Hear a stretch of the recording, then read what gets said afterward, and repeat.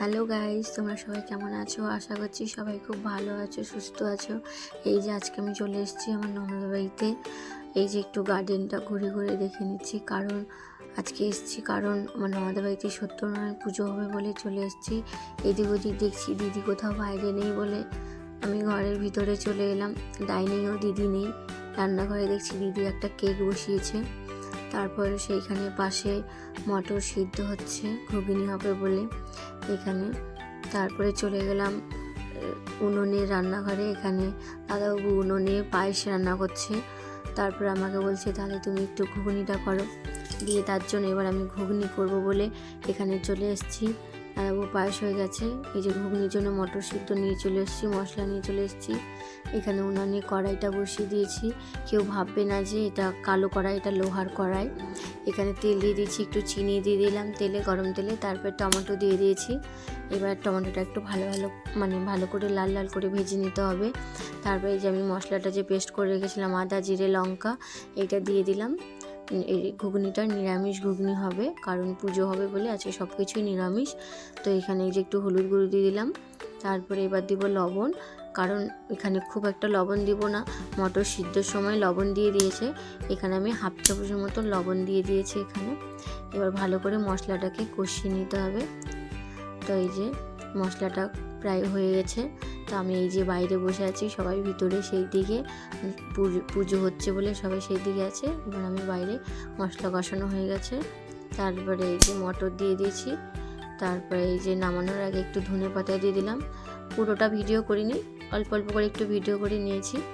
তারপরে এই যে আমার ঘুগনি রেডি, নিরামিষ ঘুগনি। তবে এই যে এখানে দাদাবাবু যে পায়েস রান্না করেছিল, এই যে এখানে হাঁড়িতে রেখে দিয়েছে। এইখানে এই যে ঘুগনিটা আমি রেখে দিয়েছি।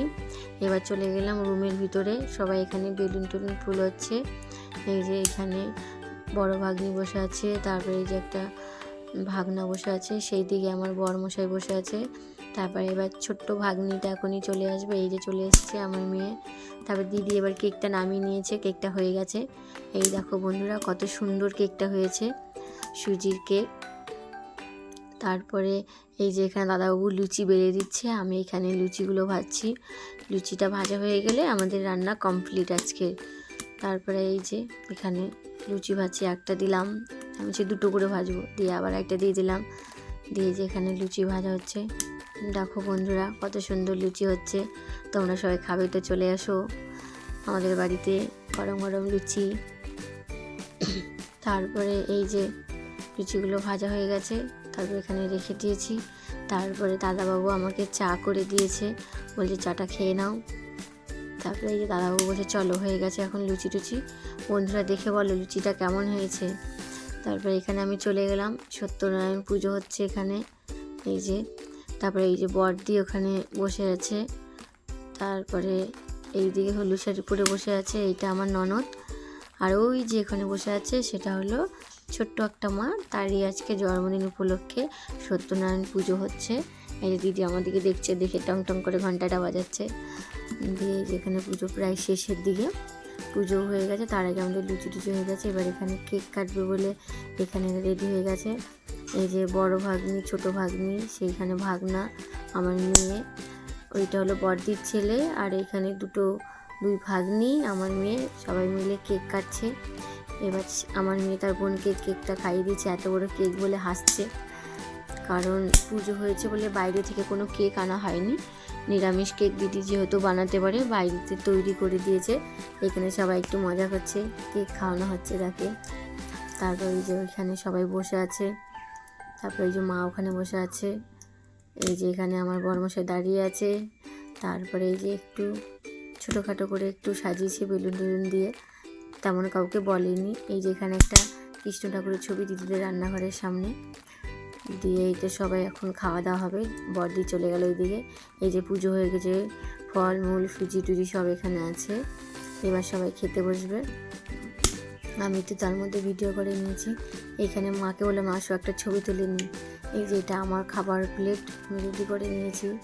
এখানে ভাবছি আমি ছবি তুলছি, কিন্তু না, আমি একটু ভিডিও করছি। ওরা বলছে যা। তারপর আমার বড়মশাই খেতে খেতে ক্লান্ত হয়ে গেছে। আর এটা হলো আমার খাবারের প্লেট। এখানে আছে পায়েস, ঘুগনি, রসমালাই, তারপরে আছে কেক, এখানে লুচি, এইখানে প্রসাদ, সব নিয়ে আমি বসে পড়েছি। এবার খাবো।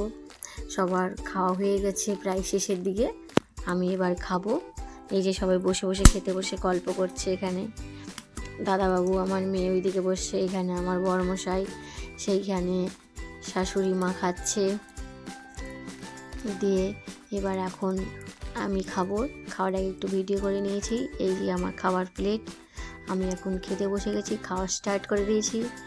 বর আমাকে দেখছে, আমি একটু বরকে ইশারা দিচ্ছি, বলো কেমন হচ্ছে ভিডিওটা।